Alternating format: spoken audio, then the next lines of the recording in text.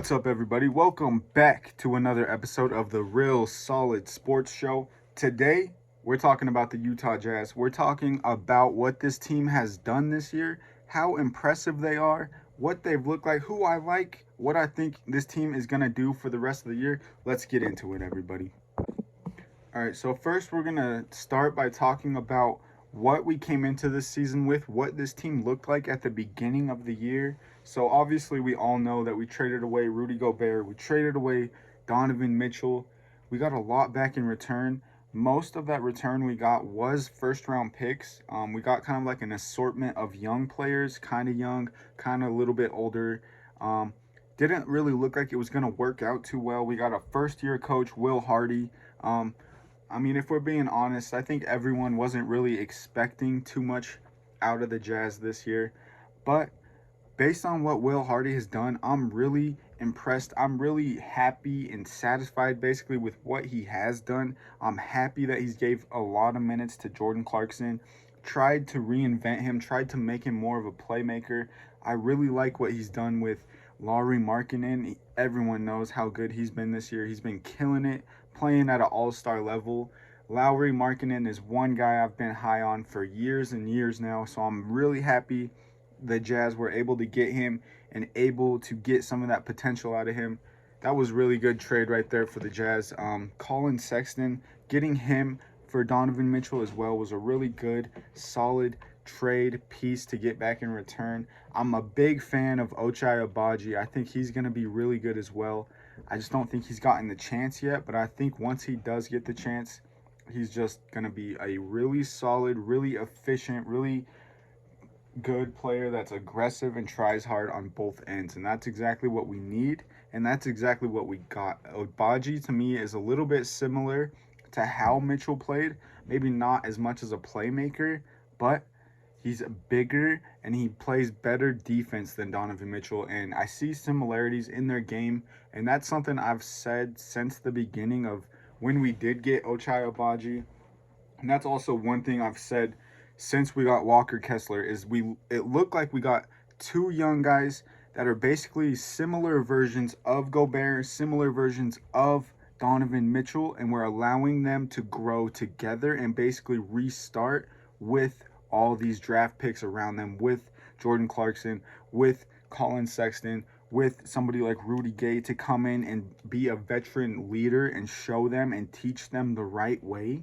Because I don't know if Donovan Mitchell, if Rudy Gobert were really ever taught, in the right way. Did they really have the right veterans around them? Because I know Donovan Mitchell, when he came into the league, I know he talked about Alec Burks and Rodney Hood being two guys that were really professionals for him and people to look up to and help him out and whatever he needed. And so, yeah, I don't know if those are two of the best guys that he could have had. Maybe he would have benefited more from Carmelo Anthony or actually Dwayne Wade, playing on the same team with him or something. Who knows? But I really like what they're doing. I really like these pieces they're putting around Kessler. They're putting around Agbaji. So, yeah, guys, so far I'm really impressed with this team. I'm really impressed with how far we've came. And I think it's just going to continue. I hope it continues. We recently got rid of Mike Conley. I did not really like that trade at all. We got rid of Conley. We got rid of Beasley.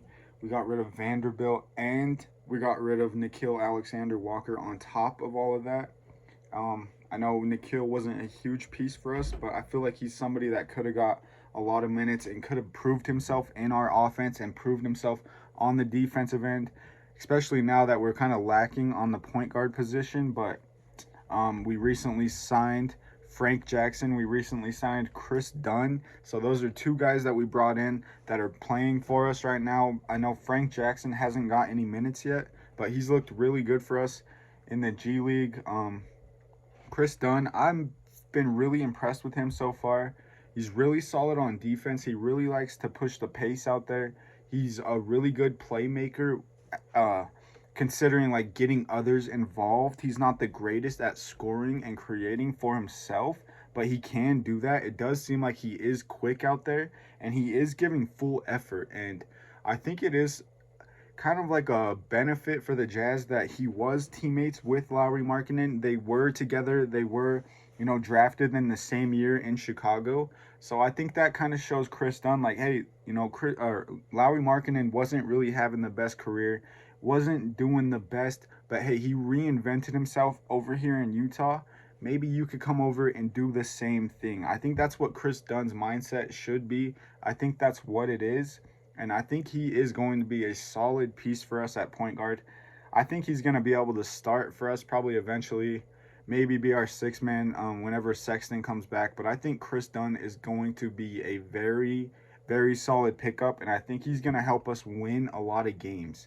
And I think that was a smart move by the Jazz instead of going out and maybe getting somebody younger like RJ Hampton or somebody like that you'd have to develop and help and teach and, continue to just figure out who they are and how they are and stuff like that.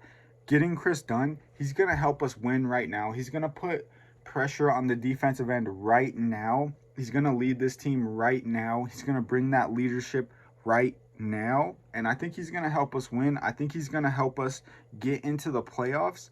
And I wouldn't really want to match up with Chris Dunn in the playoffs, with that full intensity.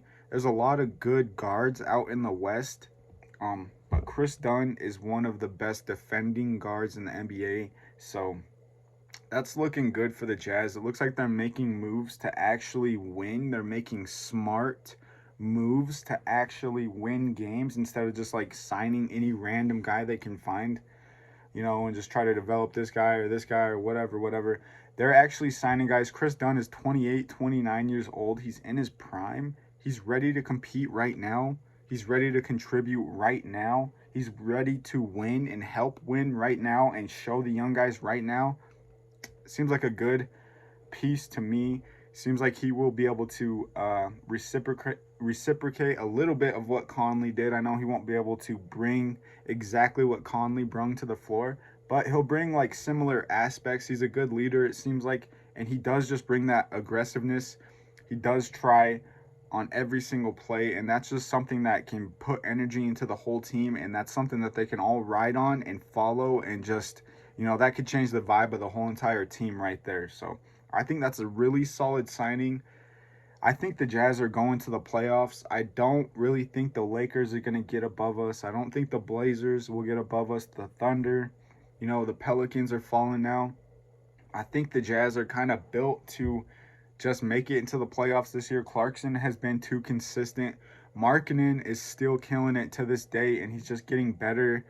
This Jazz team is just, you can't really mess with them. It seems like they're just have too good of an energy, too good of a mindset. They don't really care about, just one guy doing it all or whatever it may be. They're out there to play as a team. They're out there to play together and play hard and to win. And so when a team is doing that, it's going to be really hard to beat them, especially when you got guys like Kelly Olynyk stretching the floor. You got Lauri Markkanen, who's also 7 feet tall, stretching the floor out there. So yeah, guys, I just think the Jazz have an advantage of most of these other teams out west. I know we're not the best in the West, not even like top 6 probably, but we're top 7, top 8, top 10 for sure in my mind. So I don't think we're going to have too big of a problem getting into the playoffs. Once we get into it, we'll probably lose in the first round or whatever, but that's okay. We just want to get our guys some experience in the playoffs, get them out there, continue to teach them, continue to let them learn, continue to let them grow together. And then this team has so much potential, especially if we can get in those playoffs and just allow all these guys to grow together, reach that next step. Like somebody like Markkanen, make it into the playoffs, be a first option in the playoffs. That would be really beneficial for him to see all the different defenses that get thrown at him, all that different type of stuff. It would be really beneficial. I think we're going to make it. I don't really see too many teams beating us for the rest of the year. It seems like we're pretty much in every single game that we go into. So, I'm expecting us to make the playoffs. I'm expecting it to be a good year for us. I think everyone's going to continue to ball out. I think Clarkson's going to continue to step it up, lead this team. You could tell that he's got a different vibe this year. He's got a different energy about proving himself, about just going out there and playing for Utah and showing love and representing. And Clarkson's been on a whole different level this year.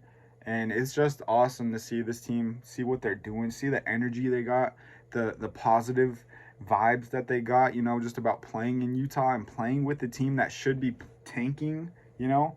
We should not even be like in the top 10 in the West, top 12, top 13, whatever. We should be at the very bottom. That's what most people were expecting, but we've been competing all year. We're still winning games to this day. We're still close in every single game. We played tonight. I think we're playing the Spurs tonight, and then after that, we're hitting the Thunder twice in a row. I wouldn't be surprised if we win all of those. We'll probably lose one, maybe. Hopefully Sexton comes back. We'll see, but it seems like this team just has too much energy, too much momentum, and I don't think we're going to lose. I think we're going to carry that all the way through the year and into the playoffs. Probably go 6 games or something with whoever, maybe the Grizzlies. That will be a good matchup. Like I said earlier, there's not too many people that match up with Markkanen that can guard Markkanen, so that's going to be fun to watch in the playoffs. So we'll see what happens, guys. I'm predicting that we keep winning, that we make it into the playoffs, and then after this year, I'm predicting that, who knows, man. Hopefully we can get a really good power forward or shooting guard or something, and then we can just continue to try competing. Maybe somebody can pop up like Trae Young or Luka Doncic, and we can make a big trade, get somebody to pair with Lauri Markkanen, but I don't know, guys. We'll see what happens. For now, I'm predicting that we make the playoffs. I'm predicting that this team keeps rolling. We keep winning. I'm so impressed with this team.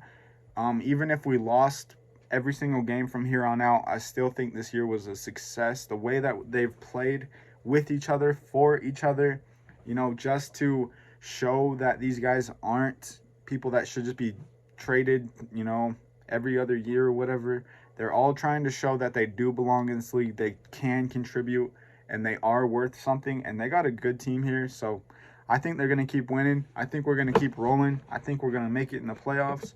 And once we get to that point, I'll make another video, drop it, and let you know what I think is going to happen from that point on. But that's it from today, guys. Stay solid out there.